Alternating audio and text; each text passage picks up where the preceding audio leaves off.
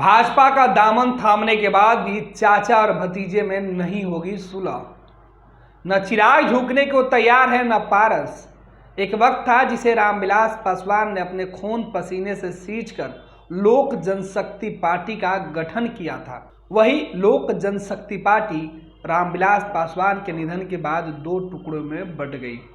एक टुकड़ा रामविलास पासवान के भाई के हाथ में तो दूसरा बेटे के पास चले गए। चाचा और भतीजे के बीच की यह टसन बिहार में तो खूब दिखती है। एनडीए में रहने के दौरान चाचा और भतीजा एक थे, लेकिन चिराग पासवान के फैसले के बाद चाचा जहां नरेंद्र मोदी के साथ रहे तो वही चिराग एनडीए से अलग होते हुए भी मोदी के हनुमान बनकर घूमते रहे। लेकिन खमियाजा पहले पार्टी टूटी और फिर दिल्ली का बंगला भी चिराग से छूट गया। इस बीच फिर से बिहार के 2 सीटों पर हुए उपचुनाव में चिराग पासवान ने एनडीए के साथ जाने का फैसला किया। बीजेपी के पक्ष में वोट मांगे और फिलहाल भाजपा के करीब है। चाचा पारस भी इस वक्त बीजेपी के साथ है, पूरी एकजुटता के साथ है और एनडीए में है और एनडीए सरकार में मंत्री भी हैं केंद्र में। लेकिन चाचा और भतीजे से जब सवाल ये पूछा जाता है कि क्या जब एक गठबंधन में रहिएगा तो फिर पार्टी पुराने अस्तित्व में लौट आएगी, क्या फिर से चाचा और भतीजे एक ही बैनर तले बैठेंगे? जवाब में चिराग पासवान बिल्कुल इनकार कर देते हैं तो चाचा पारस भी पीछे नहीं है। चाचा पारस भी कमोबेश इसी तरीके से जवाब देते हैं कि फिलहाल कुछ भी संभव नहीं है। आपको बता दें, चिराग पासवान से फर्स्ट बिहार झारखंड के वरीय संवाददाता शशिभूषण ने खास बातचीत की थी तो ये सवाल पूछा था कि क्या भविष्य में चाचा पशुपति पारस के साथ चिराग पासवान जा सकते हैं? क्या लोजपा एक बार फिर से एक हो सकती है? तब चिराग पासवान ने इस सवाल को टालना ही बेहतर समझा। चिराग ने कहा कि अब यह बात पुरानी हो चुकी है।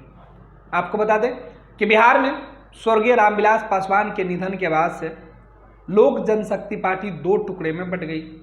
एक टुकड़ा लोक जनशक्ति पार्टी का पशुपति पारस ने अपने पास रख लिया कई नेताओं के साथ, तो दूसरा टुकड़ा चिराग पासवान के साथ अकेले बच गया क्योंकि चिराग ही उसमें एक बड़े चेहरे थे। चाचा पशुपति पारस राष्ट्रीय लोक जनशक्ति पार्टी और चिराग पासवान के पास लोक जनशक्ति पार्टी रामविलास बच गया।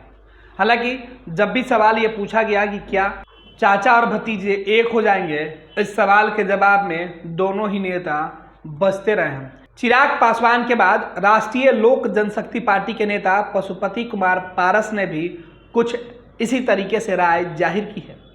विलय को लेकर जताई जा रही संभावना को पशुपति पारस ने सिरे से खारिज कर दिया।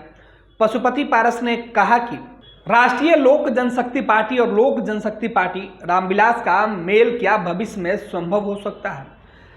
इस सियासी सवाल के ऊपर चिराग पासवान ने फर्स्ट बिहार से साफ साफ शब्दों में कह ही दिया था कि यह सवाल काफ़ी पुरानी हो चुकी है। उन्होंने कहा था कि उनके पास जो पार्टी और नेता हैं उन्हीं को बेहतरीन तरीके से बिहार की जनता को और उनकी समस्याओं के लिए काम करने के लिए वो बनाएंगे और उनका पूरा फोकस बिहार के विकास पर है। उन्होंने पशुपति कुमार पारस के साथ मिलने की संभावना को सीधे से खारिज कर दिया था और अब चिराग पासवान के बाद राष्ट्रीय लोक जनशक्ति पार्टी के नेता पशुपति कुमार पारस ने भी ऐसी ही राय जाहिर की है।